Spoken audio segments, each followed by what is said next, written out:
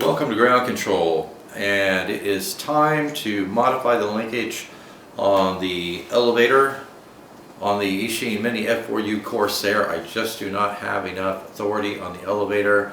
The control rod is currently in the center hole of the control horn, and I'm going to move it up to the top to give me more movement on the elevator. And I have tried bending these out and moving them, and that has worked out part of the time, and part of the time they just snap off. These control rods are very rigid, but they're also very brittle. So I'm just going to clip it off at the end, and then I'm going to attach a wire of approximately the same diameter. My little slide caliper shows that these are 0.8 millimeter in diameter. So I will bring the camera in and I'll show you exactly what we're going to use to do this procedure. Okay, so the first thing that you want to do before you start this process is you want to make sure that you have all of your trim and sub trim removed from the elevator before we reposition it. I want to reposition, attach the new piece of control rod into that control horn with no trim in the transmitter and the elevator in a complete neutral position, and then we'll trim it out from there. But you're going to need a pair of side cutters, you're going to need a pair of needle nose pliers, you're going to need some type of a little clamp. I've used a couple of popsicle sticks with rubber band on one end and some painter's tape on the other. You're going to need a couple of strips of aluminum foil to protect the foam. You're going to need one of these cheap little paint brushes. You're going to need a paper clip that is the same diameter as the control rod. This is 0.8 millimeter diameter. You're going to need a small diameter short section of heat shrink.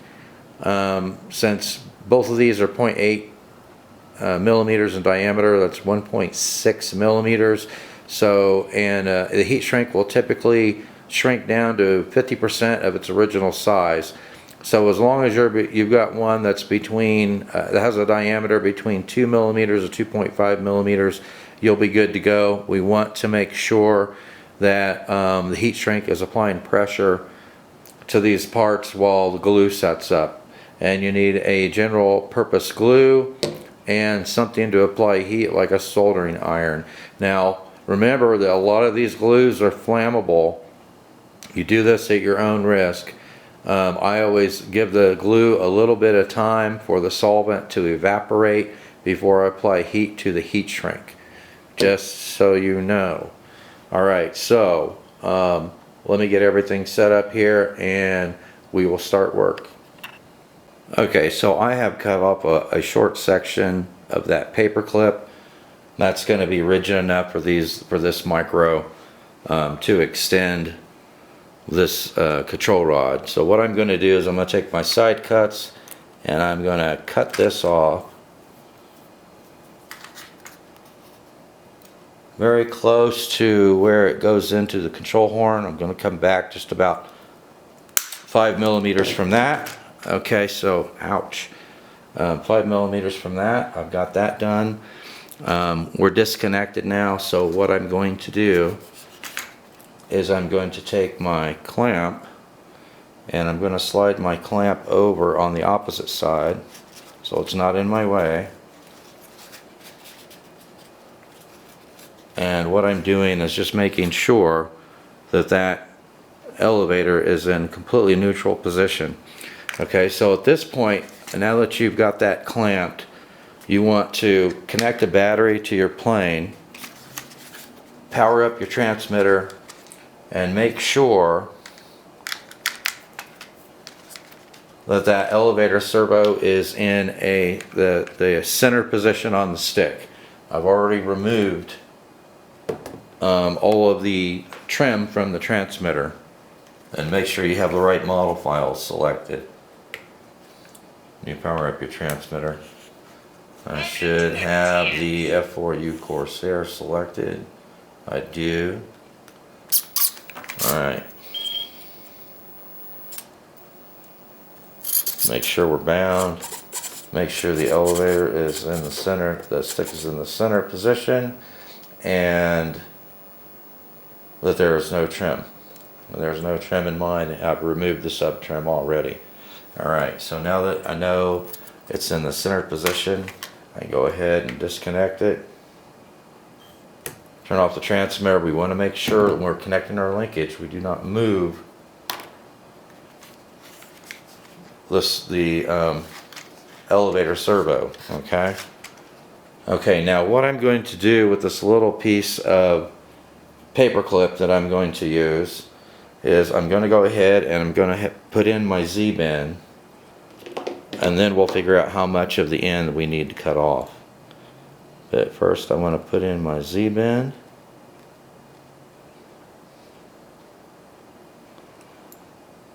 Okay. And we want to make the gap as narrow as possible where it goes through the control horn. Okay. Alright, that looks pretty good. So I've got my Z-bend. Now what I'm going to do is I'm going to take the paintbrush and I'm going to paint just a little bit of glue on the outside where I'm going to attach that rod, and on the very end of the rod, and let that glue set up for a little bit so that the heat shrink has something to grab onto.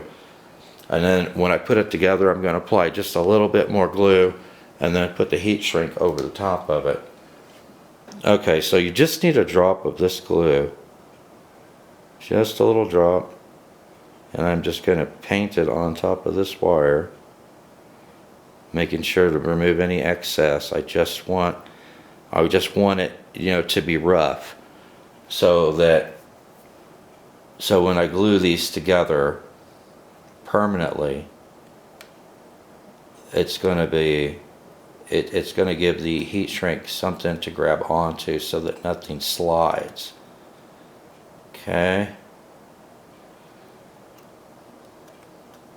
All right. I'm going to let this glue set up for about 20 minutes, and then we're going to apply a little bit more glue with our piece of heat shrink.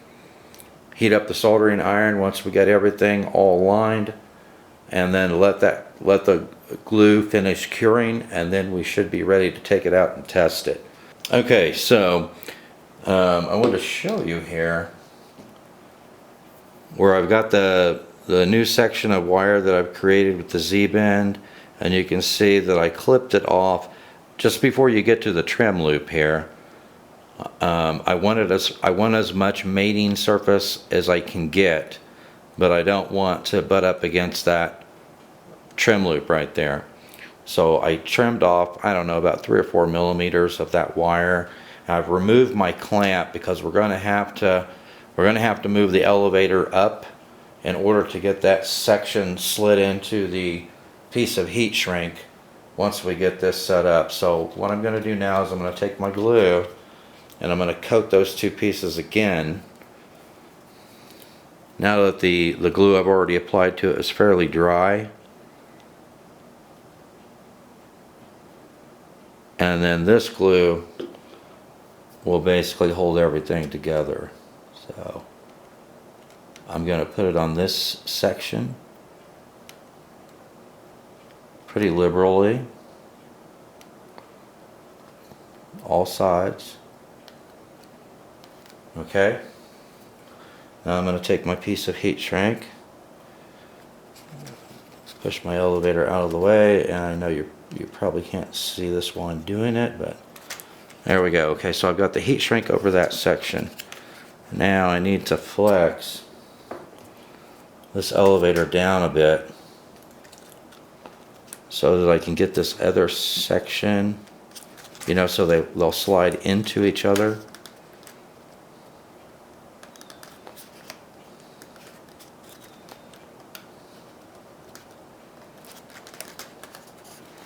Easier said than done, huh? Alright. There we go. Okay, so we've got that mated up now. And I want to slide the heat shrink forward just a little bit. Okay. And now we put on our clamp to make sure. Put it on on this side.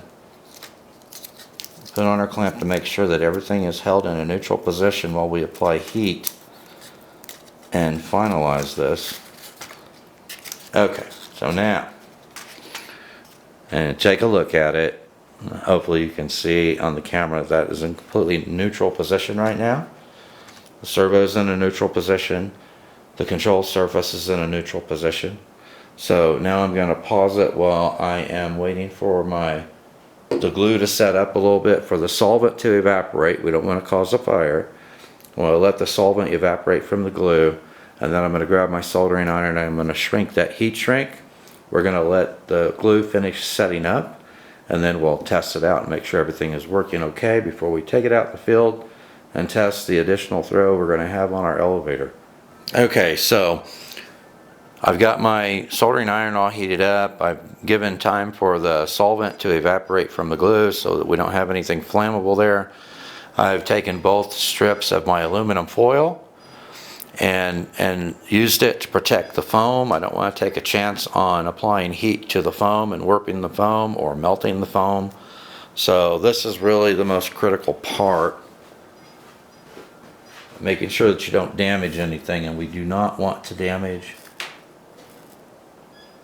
our control horn either, so make sure that you don't get, don't heat up the wire too much, and make sure that you stay away from your control horn. Okay, so I think that looks pretty good. We're going to let the glue finish setting up.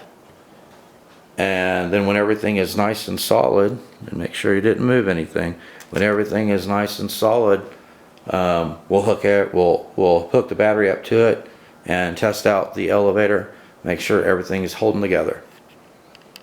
Okay, time for truth. Let's see. Our adjustment linkage is nice and solid.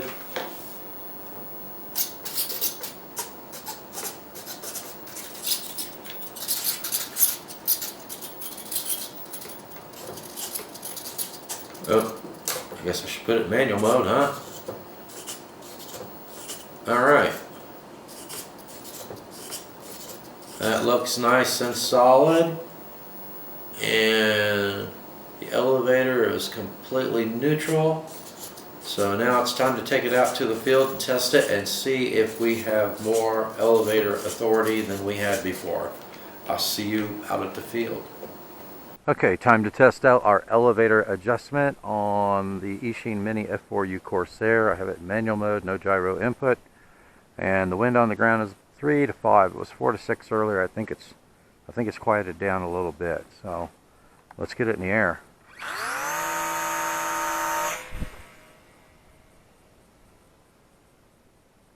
All right, let's bring it around here, throttle back a little bit.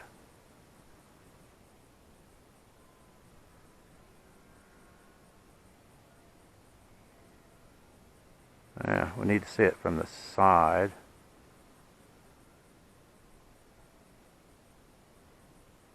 See if we have more elevator authority than we had before. What do you think? It looks smoother. Whether we have more authority or not, I don't know. I think maybe we do. We should have. We moved it up one hole in the control horn. Yes, I think we do. That's not too bad. What do you guys think? Think it was worth it? Huh, that's pretty smooth.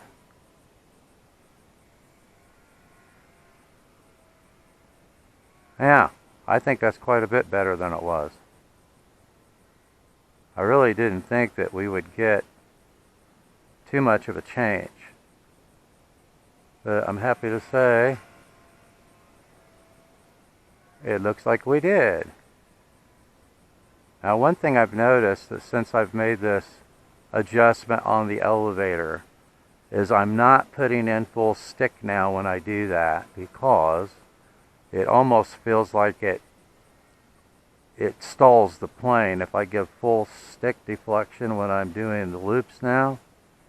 So I'd say I'm giving it about 80%. 80% of the elevator compared to 100% before. Ah, cool. I think this plane is golden now. What do you guys think? Getting a little wind. Ah, it's not too shabby.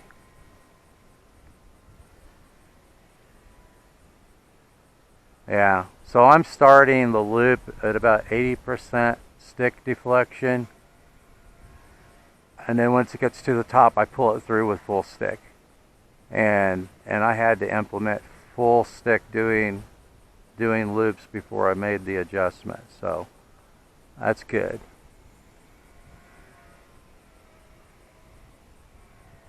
Sweet. And I think I don't know, I think the loops look smoother than they were before, because it always kind of seemed to hesitate at the top, and now it doesn't seem to be doing that. I think it increased the pitch axis just enough that it stopped that hesitation at the top. So I'm pretty happy with that. Not bad at all. Cool. Balance, trim, everything's good. I don't think I'm going to have to make any more adjustments to this plane.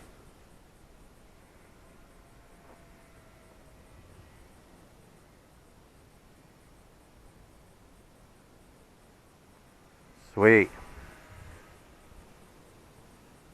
If there wasn't any wind out here this morning, it would be tracking perfectly.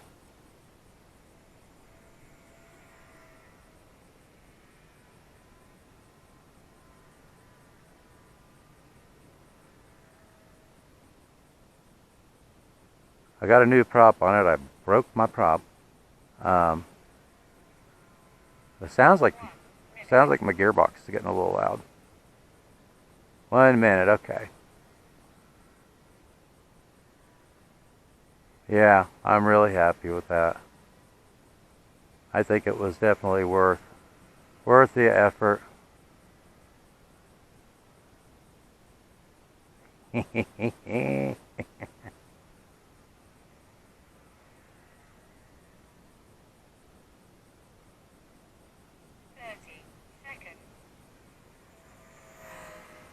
Sweet, man, that thing flies so nice. Alright, let's figure out where our wind's coming from. Kind of died down now, so maybe we can come in from the other direction. Let's see. 10, 9, 8, 7, 6, 5, 4, 3, 2, 1. Oh, that was going to be such a smooth landing until I hit the ruts over here. Dang it. I think that would have been my best landing yet had I not hit these ruts. Oh well. But plenty of elevator authority now compared to where it was. I'm very happy with the way this plane is flying now, the way it's handling, and the amount of elevator authority I have now coming in for a landing and also performing loops. So modification well worth it. Thanks for watching, and I will see you in the air.